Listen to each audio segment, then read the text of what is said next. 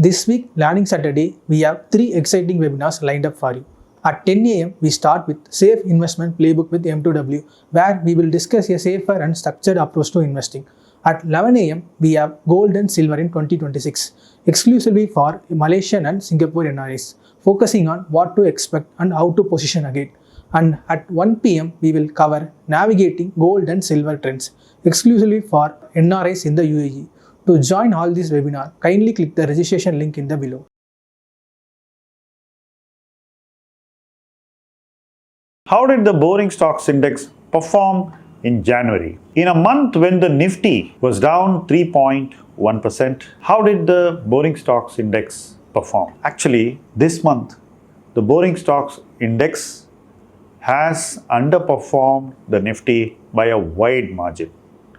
It's almost 5.7%. What caused this? Firstly, the performers in the Nifty were SBI and the metals pack, and we don't own any of it. Interestingly, we own most of the companies which have been very aggressively sold into in January. To jog your memory, we made one change in the boring stocks index on January 1, 2026. Britannia Industries went out and Mahindra & Mahindra came in. But the timing of entry of Mahindra also did not work out in our favor, and it is down over 8% in just 1 month. Importantly, in the boring stocks index, out of the 10 stocks, only 2 stocks were in positive territory. These 2 were Coal India, which did extremely well with a 10% plus gain, and ICICI Bank, which went up barely 1.3%. The rest of the stocks fell significantly, and what you need to note is that all the other 8 stocks fell more than the Nifty in the month of January. Clearly, the portfolio has seen all-round weakness, and that is what one should attribute to for the underperformance with the Nifty.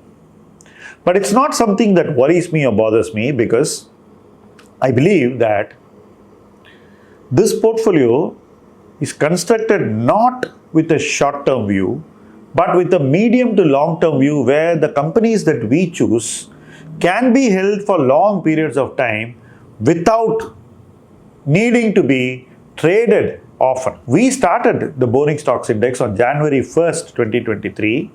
We made one change on January 1st, 2024. We did not make any change on January 1st, 2025. So for the 24-month period, the same portfolio ran. On January 1, 2026, we made one more change again. Could we have done something different? Well, I did evaluate the idea of bringing in at least one metal company, if not 2. Hindalco was that company, but I chose not to, and it was a conscious decision. I want to keep this portfolio risk significantly lower. I want this portfolio to have a beta which is significantly lower than even the Nifty at the stock level. The stock individually should be lower risk than the index. That is the thought that I have. That is the consideration that leads to which stock I will bring into the boring stocks index. So I chose consciously not to bring in the cyclicals, knowing fully well that some of these may perform very well. So even when we select banks, we're keeping the banks which are likely to give you stable, steady returns over the very long term. Effectively, what are we trying to do in this boring stocks index? The Nifty, as you're all aware, has a long-term track record of delivering about 12% return in good markets and about 10% return when the markets aren't so good. I want to have most of the companies in this index which have a higher certainty of delivering that Nifty return under different circumstances. So the circumstances may change from time to time, but once the circumstances normalize, once a bad time goes out and better times return, the companies that we own in should adjust and normalize and go back to the return trajectory which we expect them to give. Predictability is very important in returns. You don't have to predict the next 1 year's return, but I should be able to predict a 5-year return. And that's what I have given more weightage to while deciding what company should be chosen. And that is what I have given higher weightage to while deciding which company should make it to the boring stocks index. Choice is not made based on near-term considerations, but consciously made with a medium to long-term view so that the investor's investment experience is superior. These are all things that I have thought through over the years, right from the first day this idea was born, which is 31st December 2022. From that day till this day, I've kept my decision making lesser, simpler, and something that should be productive for the investor over the long run.